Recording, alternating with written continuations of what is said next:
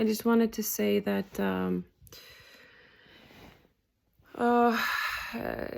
the Aquarian age that we are stepping into, if you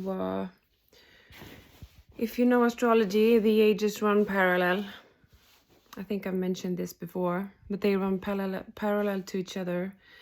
So if you don't dismantle your ego and step into the new age, you're stuck in the dark ages, the Piscean age that runs parallel with the Aquarian age. So everyone goes Shiva. And this is we don't have much time. We humans who are here to do the work. It's I mean, we are in process of dying. Always, we can die at any moment. So and we're supposed to do progress fast and leave over to the new generation. And if we don't do the work, the new generation is falling behind. We have to take responsibility and really do our inner work. So I'm gonna try to link to put links in this video to good psychologists, because there's many ways of dismantling your ego.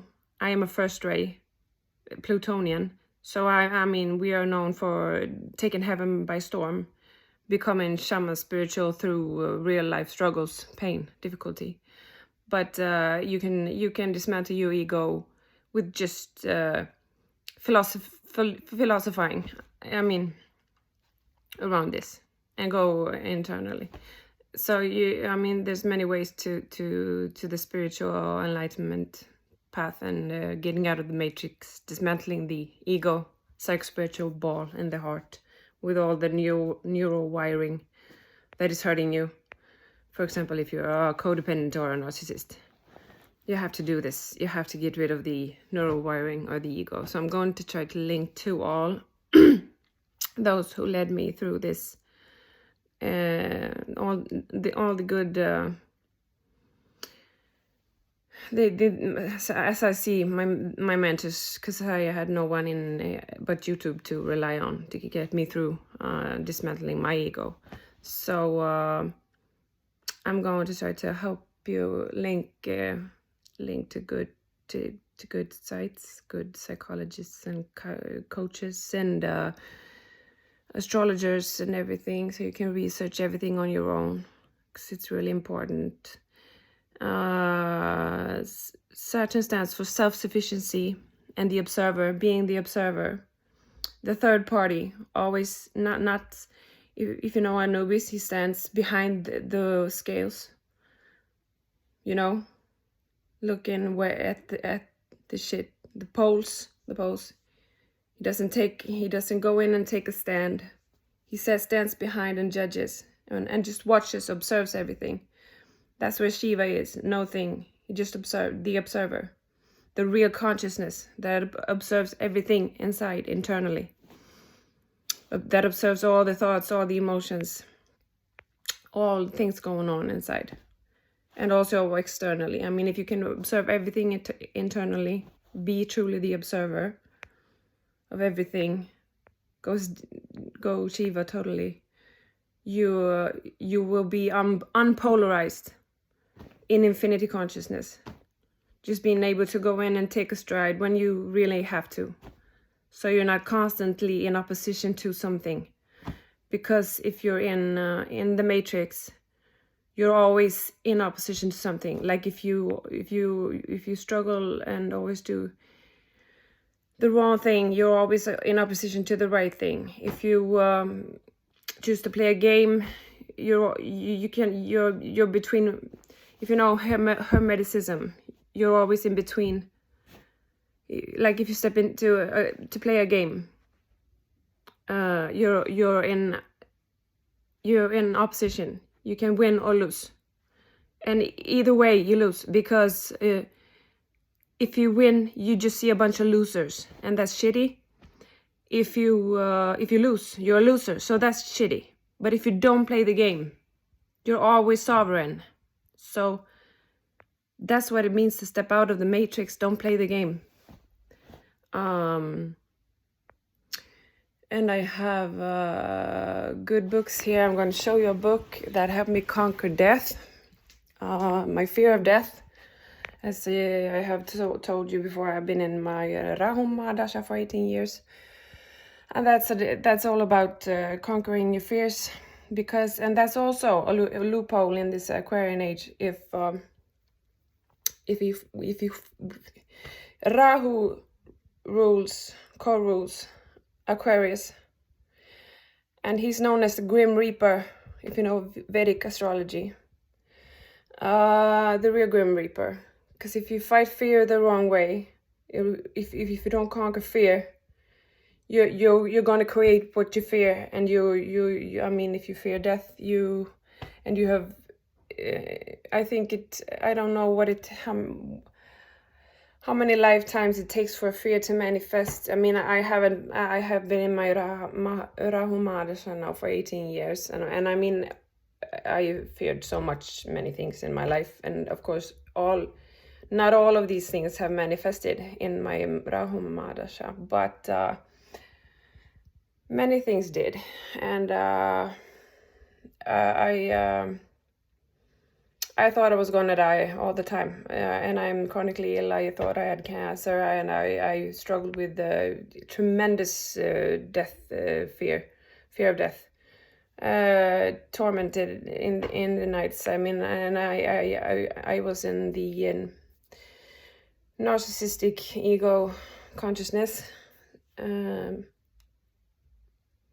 So all my neurowiring knew was just to try to suppress it, because when you're in your Rahu, you always know also that you're going to create this if you don't stop fearing it. So you struggle to stop fearing it, because otherwise you'll die. If you just fear and feed into the fear and fight the fear the wrong way. So I mean, it's completely, and this is, he lords Aquarius.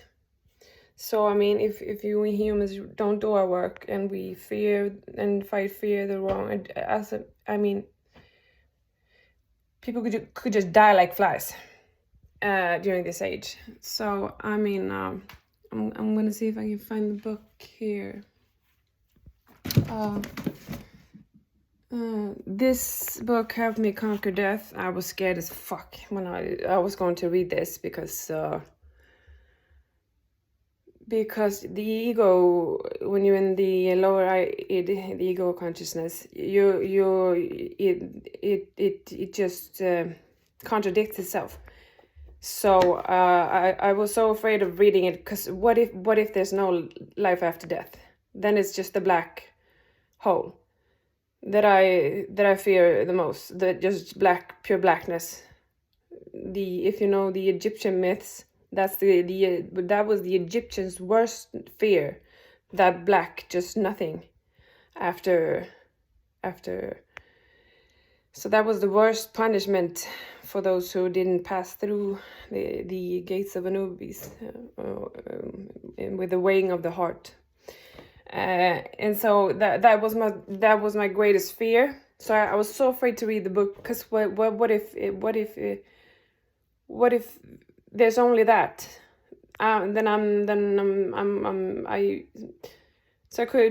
couldn't read the book, because I was always. But then I thought, but if you don't read the book, you don't have the chance to see if there's something else. So eventually I conquered my fear, and I read the book, and that was the greatest thing I've ever done. It's called Between Death and Life by Dolores Cannon. Conversations with the Spirit. This is what it looks like. That is what it looks like. And we have I have a great esoteric astrology. This one is really great. I'm so sloppy when I read, so I mean I read backwards and forwards. I'm very mercurial, so I can impatient, so I kind of read start from the back and okay, I go in the so it's a little trashy, but anyway, great book. Soul-Centered Astrology by Alan Oken. Soul-Centered Astrology by Alan Oken. And what more was I going to say? Yeah, the highest aspiration of the Aquarian age is the humanitarian equality for all. Equal housing, equal food, no one to starve, no one to be poor, no one to be homeless, no one to be out of food. Equality for everyone, and I don't mean that everyone should have less. Everyone should have much abundance for everyone. So yeah. What else? Well, I have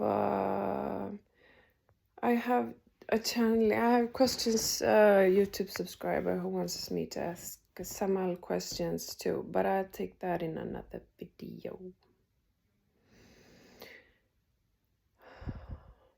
Yeah, peace out.